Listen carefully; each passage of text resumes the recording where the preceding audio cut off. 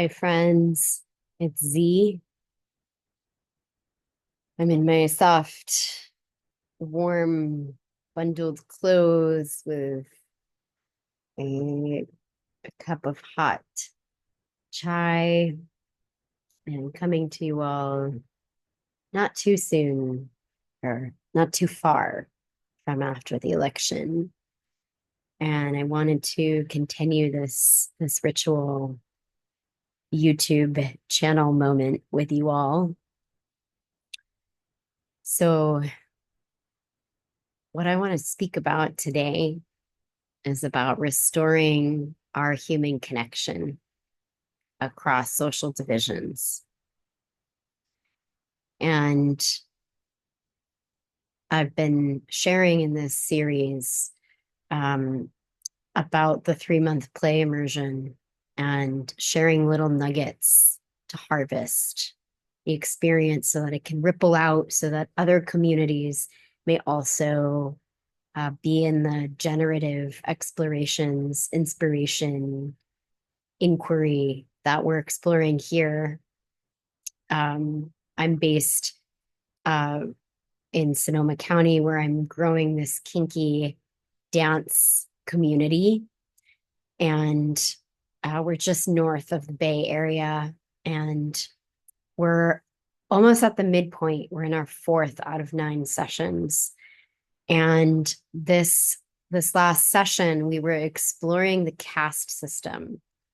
And when I say the caste system, I am speaking about the book that Isabel Wilkerson wrote, Caste, which is an incredible book. And then the movie that was made based on the book called Origin. And it is the intention of watching this film happened to coincide in this particular cohort of play with the election. And I think it's no mistake.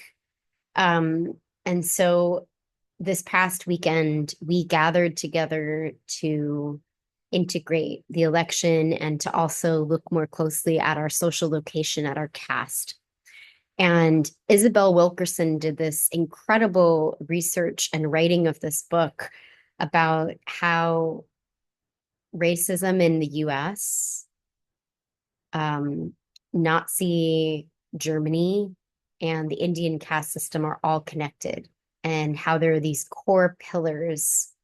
Nazi Germany actually learned these pillars by studying how the US carried out racism.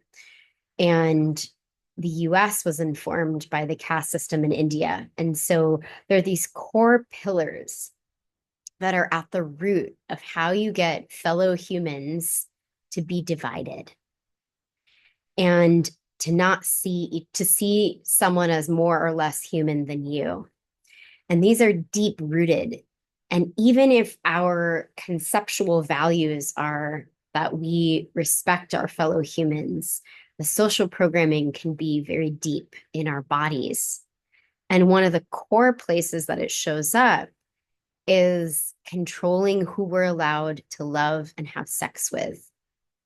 And so we've got to start to unpack that, because if people are actually in close relation with someone who is of a different caste, of a different social ranking, then the absurdity of the caste system gets so revealed, it becomes so obvious. But if we stay only in bubbles where people who have a similar social location as us, then we might start to, even unconsciously, believe that the caste system is true, that we are, in fact, superior than someone else, or vice versa. So, what social location? I want to share with you all.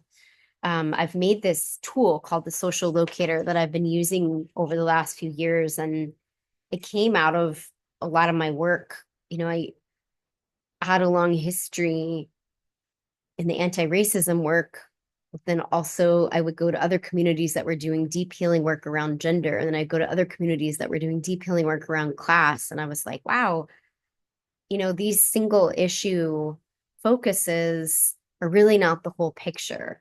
And there's this larger caste system that I just highly recommend, the book Caste and the movie Origin, that is actually like the core design underneath. And so I made this like 7-page inventory of our social location to be able to understand more the ways that we've been taught, who gets normalized and who gets marginalized, who's told that you're more human and who's told that you're less human. So I'll just give you an example of some of the things, some of the rows in the social locator.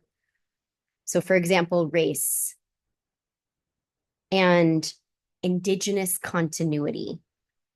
If the cultures and stories and language and dances and recipes and foods of our peoples over time are intact or if they've been interrupted. Ancestral loss of home and safety. Did our ancestors or even our current family get to choose where they live, or were they actually fleeing for their life? Right? Our assigned gender at birth, right? And the invention of the gender binary as a way of controlling wealth, and how, women were assigned roles of parenting and caretaking and taking care of the home, all without pay, right? And women were historically unable to own property or to inherit family wealth as designed by the nuclear hetero family, right? And today, while some women do the same work as men, they are still earning significantly less, right? So the way that we were taught as if gender is a real thing rather than a political construct. So these are just some of the examples. Our age, our ability, if we grew up in a home where we learned secure attachment or we didn't learn secure attachment, right? And all of these things do not make us better or worse human beings, because we're all magical and we're also all socialized, and it's really hard to be immune from the things that we learned. So a big part of this last weekend was coming together to breathe, to integrate, and to look more closely at our caste system, at the ways that we may have internalized this sense of someone being more or less than. So I wanted to come in here and share that with you all. One of the things that came up in our group is that many of us have wanted to be involved in social justice, and yet the way that those containers were held created more trauma and more division instead of less, right? And there was a lot of shame blame duets that weren't actually creating the space for curiosity and deep compassion and deep connection. And these social divisions, the caste system was designed to divide us. And so we need our approaches to social healing to actually restore our human connection and not further those divides. And that was a really big part of what we got to explore in deeply witnessing our social locations, staying curious about each other, being able to share like which parts of our social location have most affected our journey, which parts do we not think about as much, and what's it like to put our attention on them now? Who in our social circles are similar or different from us in our social location, right? Who have we learned it's okay to love? Who have we learned it's not okay to love? How did that training happen? We got to really play with that. And then we got to dance and we got to create kink dances that were about humanizing a part of us that got dehumanized by the caste system. And it was such an exquisite experience to witness the creativity and the vulnerability that could come forth inside of that. So I wanted to come on here and to share a nugget of this with you. May it inspire the way that you all are in relations or in leadership in your own communities as we all move together towards restoring our human connection, which is so needed at this time.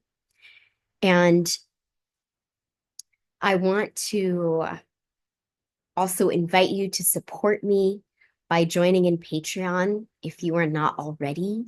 I'm the founder of Embody More Love, which has been 25 years now, growing through community. And I want to invite you to support this YouTube channel that is about opening our hearts to ourselves, to each other, to the gift of being alive, to the beauty of collective life at this time.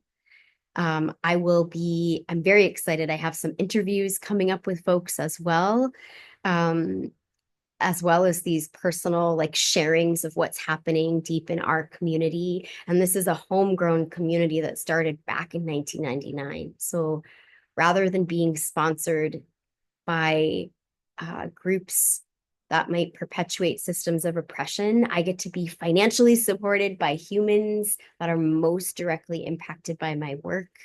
And I ask for your financial support to join Patreon. Yes. So that allows me to continue doing the truth telling work that I do, the deep healing work that I do, and to also invite you into our community practice, into our energy practices, into our healing practices. So I hope that you join us on Patreon. I am sending you all tremendous love and blessing up and honoring all of the relations that are giving you a sense of peace and nourishment at this time. And also sending care and curiosity to all the relations that are not yet in that generative place. And may we find ways to soften and grow to move towards more human connection at this time.